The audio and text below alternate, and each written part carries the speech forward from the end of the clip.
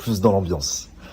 Du coup, les amis, il y a quelques jours de ça, j'ai été contacté par une dame qui m'a expliqué être l'ex-compagne du mec actuel de Sarah Fraison. Jusque-là, rien d'anormal, bien sûr, il n'a pas 10 ans, donc bien sûr qu'il a des ex, il a eu une vie avant Sarah. Elle m'explique que si elle me contacte, c'est pas parce qu'elle veut du buzz ou gratter du buzz sur les côtes de Sarah, qu'elle s'en fout de leur couple, qu'elle leur souhaite tout le bonheur du monde, mais parce que elle est beaucoup peinée d'une situation qu'elle m'a exposée et que je vais vous exposer également. Donc, cette dame m'explique que elle a un enfant avec le mec de Sarah et que ça fait plusieurs mois, ça fait un moment qu'il ne donne plus de nouvelles. Il n'a pas vu son fils depuis sa circoncision et il ne paye pas de pension alimentaire.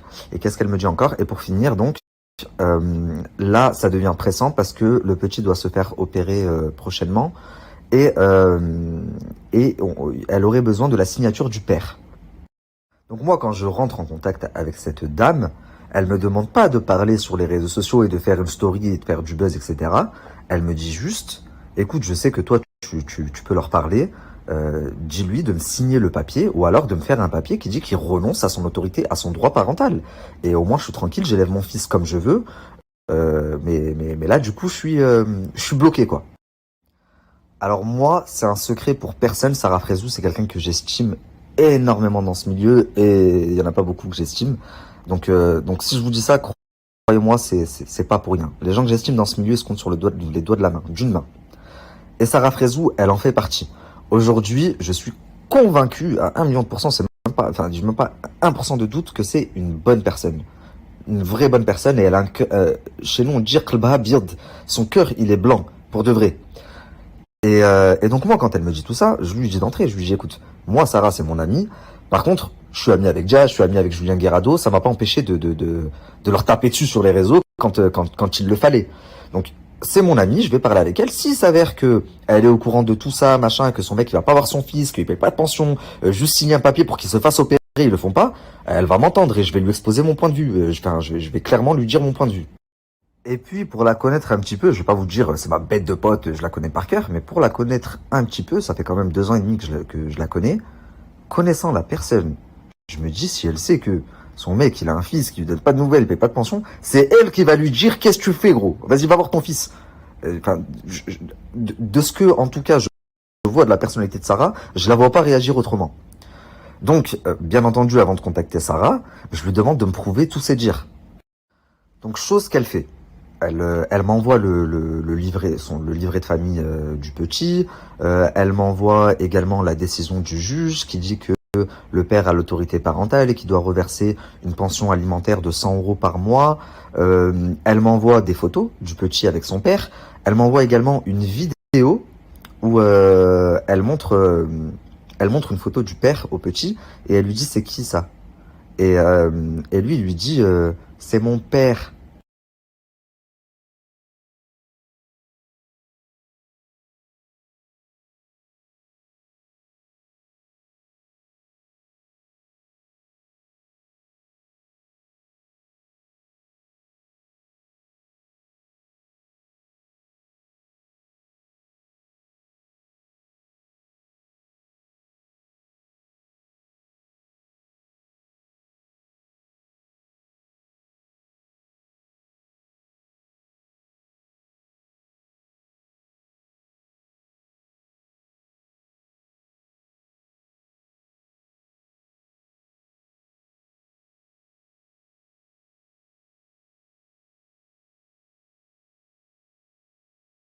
Juste avant de vous expliquer ce que m'a expliqué l'autre partie, je tiens à préciser, là je vous ai mis quand même la décision de justice. J'ai caché volontairement le nom du mec de Sarah, du père, parce que le nom qu'on vous donne sur les réseaux sociaux, c'est pas forcément, enfin c'est pas son vrai prénom qui est sur sa carte d'identité.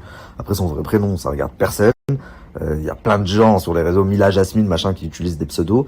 Donc à la limite, je peux le comprendre tout à fait. Et donc pour ça, je respecte et j'ai décidé de cacher son vrai nom. Donc maintenant que j'ai tous ces éléments en ma possession, je lui dis, je vais appeler Sarah et connaissant Sarah, t'inquiète pas, déjà je vais te régler le problème. Le papier là pour l'hôpital, ils vont te le signer. Et je vais même essayer de lui toucher un mot pour la pension, parce que c'est vrai que je comprends, tu sais, je me mets à la place de la femme, je me dis, bon, voilà, le mec il a tourné la page, c'est normal, c'est son ex, donc il a tourné la page, mais bon, il est à Dubaï, il mène sa best life et tout, nous on est là, on galère avec le petit. Donc je peux comprendre, je vais en toucher un mot à Sarah. Donc j'appelle Sarah, je lui explique tout ça. Donc Sarah me dit qu'elle est au courant que son mec avait un enfant, elle est au courant que son vrai prénom c'est ça, elle me dit je le sais, j'ai sa carte d'identité dans les mains, elle me dit tu m'apprends rien du tout. Elle me dit par contre pour le truc de l'hôpital, on n'était pas au courant, elle me dit mais ce qui me fait tilt et ce que je comprends pas, c'est comment son fils il va se faire opérer et elle contacte un blogueur, pourquoi est-ce qu'elle a pas contacté le père? Et même sans le père, à la limite, elle veut pas parler au père ou le père, soi-disant, il répond pas. Pourquoi elle a pas contacté la famille? Puisqu'elle est toujours en très bon terme avec la belle-sœur, avec la famille du mec, quoi. Elle me dit aussi que dès qu'elle a su que son mec avait un enfant, elle lui a dit comment ça, faut que tu prennes compte, faut que tu aies des contacts avec, etc. Et à ce moment-là, il lui a raconté toute l'histoire, et du coup, elle a préféré ne plus s'en mêler. Et à ce moment-là, son mec, il prend le téléphone. Donc je parle avec son mec, et il m'a également raconté son histoire. Donc, sans forcément rentrer dans les détails, parce que je me doute que pour eux, ça doit pas être facile. Et aujourd'hui, nous, les blogueurs, on a un peu pris le rôle de juge des réseaux sociaux. C'est-à-dire que les gens nous contactent à nous, qu'on essaye de régler les histoires, et je vous expliquerai à la fin. Bon bah là, Zora Pouki en a parlé, mais sinon je l'aurais même pas sorti sur les réseaux sociaux, parce que j'aurais réglé le problème, et voilà. Et comme tant de fois j'ai fait, il y a beaucoup de fois où je règle le problème entre tel influenceur et telle personne, et j'en parle pas sur les réseaux sociaux parce que c'est réglé. Quand j'en parle sur les réseaux sociaux, justement, c'est que soit ça sort par la suite, et du coup j'argumente et je donne la version, ou soit bah y a pas moyen de s'arranger, et à ce compte-là, oui, j'en parle sur les réseaux sociaux et pour faire bouger les choses. Donc son mec m'explique que oui, c'est une fille qu'il a fréquentée, il a un enfant avec elle, elle est venue sur Cannes en vacances et il a passé 2 mois avec elle. Elle est tombée enceinte, étant donné qu'il sortait pas, enfin que c'était pas sa, ils étaient pas en relation, de ce qu'il me dit, c'était pas en relation, c'était pas en couple quoi. Ils ont passé 2 mois ensemble, des vacances sur la côte, et à la fin des 2 mois, il lui annonce qu'elle est enceinte. Donc lui, il lui explique qu'elle peut pas le garder parce qu'ils sont pas en couple, ça fait que 2 mois qu'ils se fréquentent, etc. Et elle lui dit oui, t'as raison et tout, mais par contre pour avorter, j'ai besoin d'être avec ma grand-mère, je préfère le faire avec ma grand-mère, c'est comme ma mère, etc., etc. Et cetera. Et donc il me dit, ben, elle est montée chez sa grand-mère, quoi, dans un patelin, soi-disant pour l'avortement. Il me dit, et moi je l'ai pas revue, il me dit, elle est revenue quelques mois après avec un enfant qui avait 3 mois. Et elle lui a annoncé, bah c'est ton fils. Donc lui, il me dit, en fait, j'arrive à la gare, je découvre mon fils, il a 3 mois, j'étais même pas au courant qu'il existait, je suis avec ma mère et tout, je leur dis, bah voilà, c'est mon fils. Et je lui dis, ok, très bien, bon bah, du coup, tu te sépares de la mère, il y a quand même une décision de justice, elle me dit que tu payes pas de pension alimentaire. Et là, il me dit, mais frérot, il me dit, voilà, enfin, il me dit, je suis dégoûté de ce que tu es en train de me raconter là. Il me dit, la dernière fois que je suis parti la voir, je lui ai donné 4 000 € en liquide, j'ai acheté pour 3 000 balles de sap au gamin, il me dit, et quand je lui demande de lui faire un virement, là, c'est 100 balles par mois, elle me dit, j'ai pas de RIB. Elle veut du liquide. Il me dit, pourquoi elle veut du liquide? Pour pouvoir dire après, il me donne pas de pension. Et pour l'histoire de l'opération, il me dit, frérot, je suis sûr que c'est du mytho. Il me dit, parce que pourquoi elle t'a contacté à toi?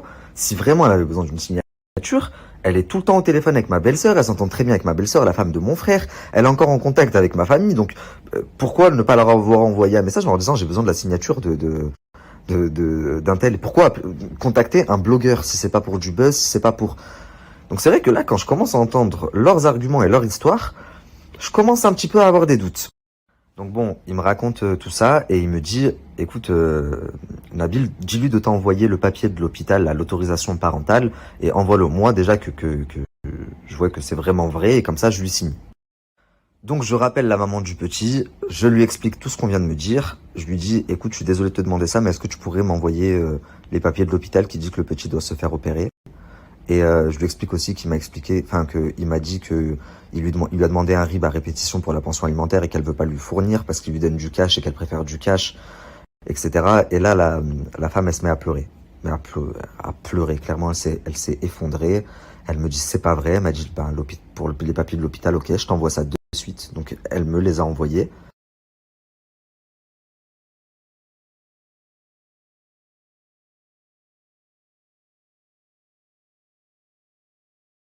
Pareil pour la pension, elle me dit c'est pas vrai. Elle m'a dit s'il m'avait donné 4 000 € en liquide, ben, ça aurait fait la pension de l'année, je lui aurais plus rien demandé. Elle me dit, et là, tu sais quoi, au final, même l'opération, c'est moi qui la paye. Elle m'a dit, je veux même pas de son argent, je veux juste qu'il me signe le papier, machin. Donc je le rappelle, lui encore, il rentre plus dans les détails parce que elle m'explique des choses sur son passé, puis lui du coup, il m'en explique aussi, et je comprends qu'en fait, au final, c'est une relation un peu conflictuelle parce qu'il y a eu des trahisons, des problèmes de justice, des délires sans trop rentrer dans le détail. Mais moi, ce qui m'importe le plus à ce moment-là, c'est pas qui a raison, c'est pas est-ce que c'est Sarah et son mec qui a raison, est-ce que c'est la meuf qui a raison. Non, ce qui m'importe en fait, c'est le petit garçon. Je me dis, il a rien demandé à personne, miskin, et il doit se faire opérer dans pas longtemps. S'il faut un papier, il faut qu'il ait ce papier signé. Et même par rapport à l'argent, c'est quoi 100 € par mois si vraiment il les donne pas. Enfin, je trouve ça un peu regrettable quoi. Et donc c'est ce que je leur dis aussi au téléphone quand je les ai. Je leur dis moi, ce qui me fait de la peine, je disais c'est le petit qui empathie quoi. Et Sarah, elle me donne entièrement raison. Elle me dit mais t'as complètement raison. Mais le problème c'est que lui et la mère, c'est la guerre. Donc au final, c'est le petit qui empathie. Donc là, je leur dis la solution, c'est quoi du coup?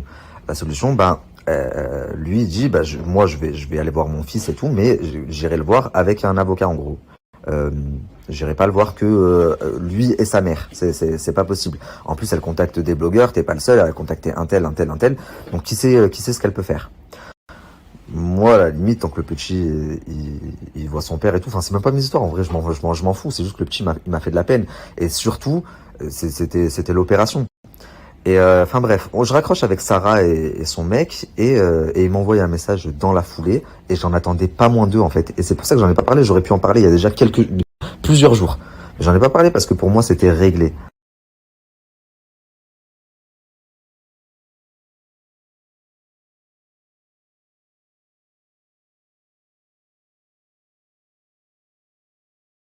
En gros, Sarah, elle m'envoie un message et elle me dit euh, que de lui envoyer le numéro de la femme, qu'il va l'appeler pour lui signer le papier et pour lui remettre aussi de l'argent, la pension, mais c'est par virement bancaire et pas de liquide, et voilà, et que ce sera en temps et en heure, etc. Et là, je me dis, voilà, je suis pas fou, j'ai pas vu en Sarah ce que j'ai vu pour rien. C'est une bonne personne, et je lui dis c'est bien, t'es une bonne personne.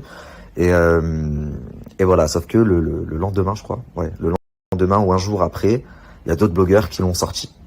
Donc moi, en fait, j'aurais pu le sortir et faire du buzz direct, d'entrée, instantané. Boum, je fais un gros boom sur les réseaux.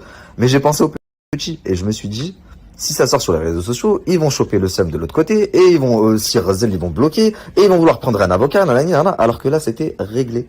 Il signe le papier, il lui remet les pensions alimentaires et voilà, fini, terminé.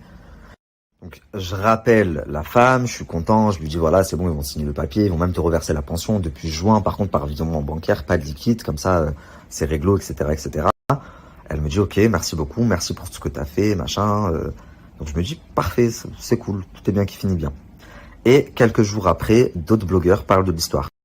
Donc même moi, je vous dis, je me suis un peu senti trahi parce que j'ai contacté la femme et je lui ai dit tu te fous de ma gueule, je t'ai réglé le problème, et au final t'es parti quand même parler. Maintenant, Sarah, je la connais, je sais qu'elle va choper le seum, elle va prendre un avocat, machin, alors que c'était réglé. Si toi, ton problème, c'était vraiment le papier de l'hôpital et la pension, je te l'avais réglé. Donc, elle m'explique qu'elle n'a parlé à personne, si ce n'est à une amie à elle, et que ce serait cette copine, qui serait partie parler au blogueur, et que elle ne l'aurait jamais fait, elle me jure sur la vie de son enfant. Et elle me dit, mais je sais c'est qui la fille qui a parlé, j'aurais jamais dû me confier à elle, machin, machin, machin. Et ça ne loupe pas puisque je reçois un message de Sarah qui me dit, regarde, tu vois, c'est sorti chez lui, je t'avais dit que cette meuf, elle voulait du buzz, du coup, j'ai contacté mon avocat. Et je le savais que ça allait se passer comme ça. Et je trouve ça vraiment regrettable. J'explique à Sarah que c'était pas, qu'elle me dit que c'est pas elle, que c'était sa copine, mais Sarah, elle y croit moyennement. Elle me dit comment il y a des photos qui sont sorties du petit et du père. Elle les a sorties d'où, la copine, les photos. Et donc, à partir de là, je me dis, putain, merde, je perds la main, du coup, alors que j'avais réglé le souci. Et je perds la main parce que 2-3 blogueurs se sont dit, ouais, on va faire du buzz, on va être repartagé, on va prendre des vues. Alors, je peux le comprendre parce que moi aussi, j'étais trop attiré par ça avant, etc. Mais j'invite, et c'est pas une critique à tous les blogueurs là qui regardent ma story, je sais que vous êtes beaucoup, faites pas genre. Réfléchissez aux conséquences que ça peut avoir. Tout buzz n'est pas bon à prendre et je l'ai appris à mes dépens.